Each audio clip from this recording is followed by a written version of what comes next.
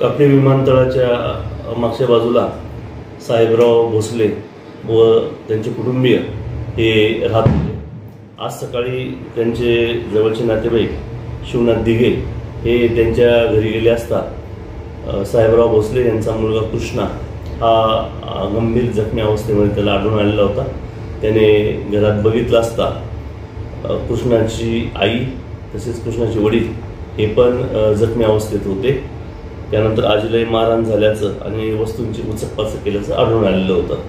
घटनेचं गांभीर्य लक्षात घेऊन जिल्ह्याचे पोलीस अधीक्षक श्री राकेश ओलासर आणि सर्व वरिष्ठ अधिकाऱ्यांनी घटनास्थळाला भेट दिलेली होती। त्याप्रमाणे स्थानिक गुन्हे शाखेचे API थोरात PSI धाकराव यांचे पथक तयार करण्यात आले होते।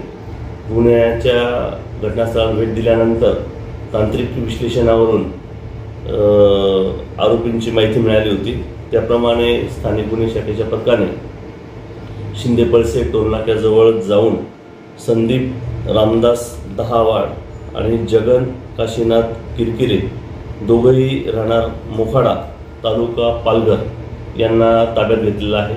त्यांनी प्रथमदर्शनी गुन्ह्याची कबुली ही दिलेली आहे।